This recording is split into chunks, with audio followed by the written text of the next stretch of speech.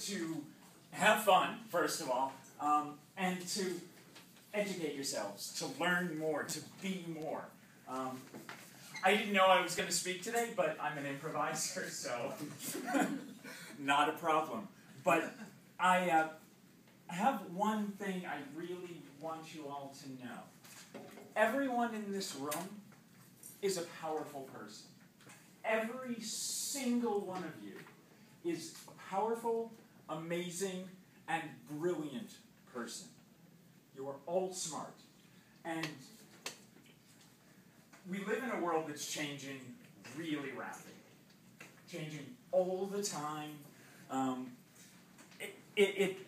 went to a bar in Boston a few days ago that I had gone to when I was just a young, scared, closeted trans person starting to come out.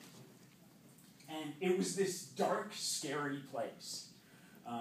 It's a drag bar. And I remember going there when I was 22 and being like, oh my God, this is the darkest, scariest place I have ever seen in my life. And I love it. And it was one of the first times I found myself surrounded by people like me, by people whose gender was different from what I saw out on the street, from what I saw at Nick's Comedy Stop, where I worked a couple blocks away. And it was literally down a dark alley, in a dark parking lot, a really scary, sketchy place to go. And it's been there since 1938. And I remember feeling, oh my God, these are my people, but this is so scary. We're relegated to these shadows. And I went there a few days ago, like I said, after not having been there for 17 years, I think, as long as some of you have been alive. And I went into this place, and the decor hadn't changed in any particular way in 17 years.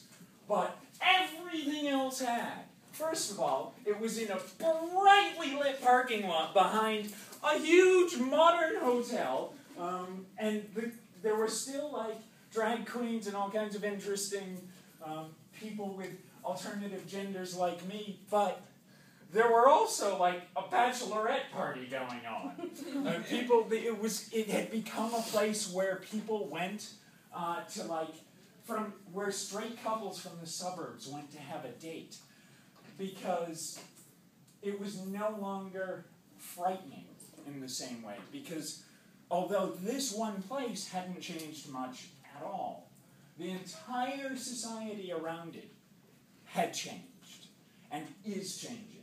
And the reason it's changing is people like you. People who aren't afraid to go out and to just be yourselves. So what I'd like to encourage you to do is to be the change you want to see. You don't have to be a big, fabulous pageant queen jumping around going, yay, all the time like me. But it helps. It helps, yes. I do that because I'm good at it. I never set out to be an activist. I trained for 20 years to be a comic, to do nothing other than to make people laugh. And then I said, I'm dying as a man, I need to transition, and I did it, and I thought I was committing career suicide, and suddenly I woke up still, I've never been the sort of person who's able to hide very well. And I woke up and I was this person, and just being who I am in the world really messed with people's heads. And I don't care where I go. I go where I like, I do what I want, and I found I had all of these theater and improv skills that helped me make a change in the world. And like I said, you don't have to do what I do, but all of you, every single person in this room has something that you do well, something that makes you who you are.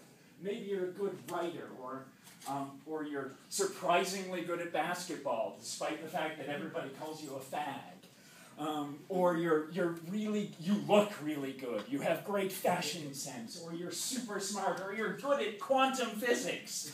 And if you are, let's have a conversation. Take that. Take the thing you are good at and use that to change the world. So Be yourself, do what you're good at, and make the change you want to see. Thank you very much. You're all awesome.